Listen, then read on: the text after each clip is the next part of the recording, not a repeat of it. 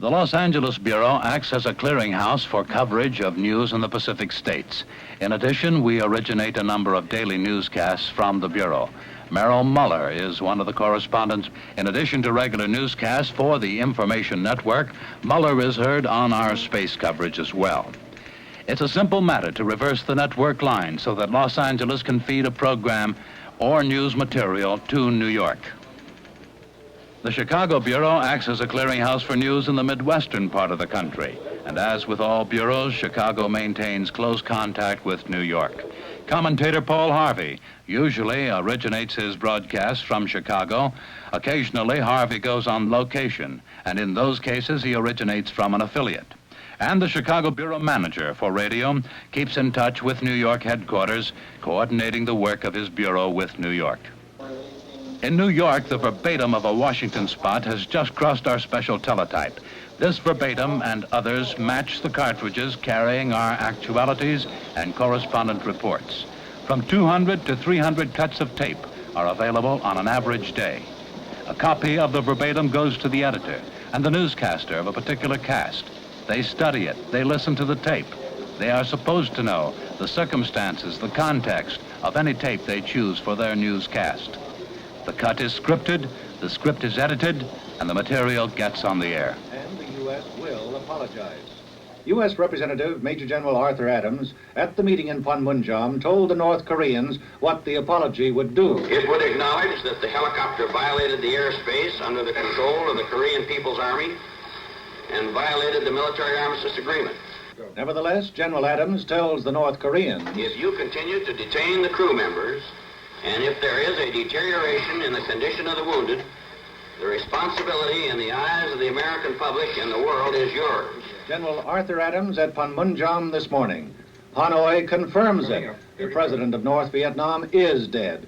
ABC News in Saigon monitored Radio Hanoi and heard this. In building a newscast, we try to use good tape, simple language, important news, interesting news. We use speed, emphasize timeliness, and our biggest asset is versatile men.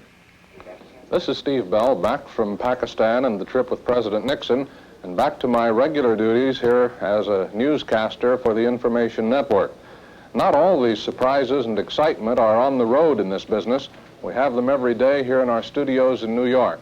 For instance, not very long ago, getting ready for my 3 o'clock newscast in the afternoon, we suddenly learned that science editor Jules Bergman, flying aboard Air Force One, Jules Bergman was on the radio phone from Air Force One. We decided to go live on the 3 o'clock news.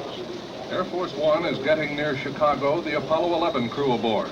We now switch live to science editor Jules Bergman aboard Air Force One.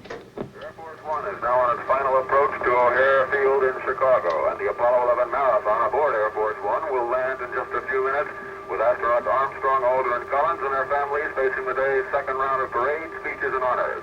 Though they're looking tired, the astronauts haven't catnapped at all. They've concentrated on getting ready for Chicago and running to their dinner clothes aboard Air Force One. And Jan Armstrong has now replaced the button ripped off Neil's suit by the eager crowds in New York. That's the story. The landing gear is down for our approach to O'Hare Field in Chicago. This is Jules Bergman aboard Air Force One. Now back to Steve Bell in New York. Thank you, Jules. I'm Bob Wilson. I'm a newscaster for the Entertainment Radio Network. I've been in this business about 30 years, I guess, by this count. When I came to the ABC Radio News shop on January 1st, 1968, and the four-network concept began, I was amazed to learn of the devotion to the late-breaking story. We work on story count, the number of stories that get in each newscast.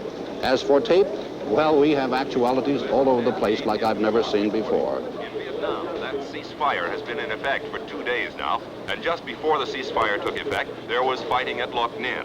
Correspondent Don Baker was with a U.S. cavalry unit at Loc Ninh, and here's Baker's report from the scene.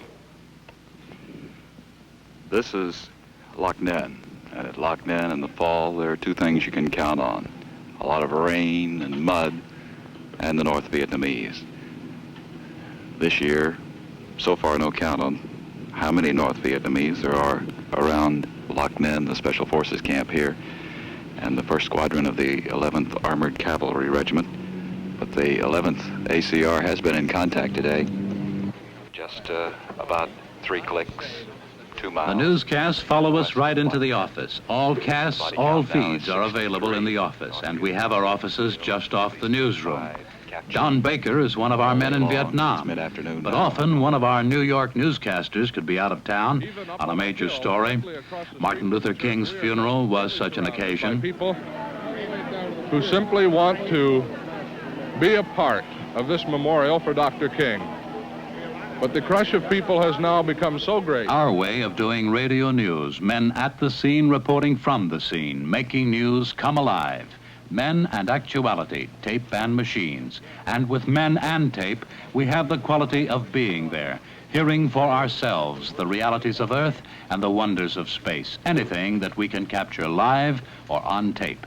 And in this day, when rockets take men to the moon, we think that listeners should not only know about it, they should hear it. New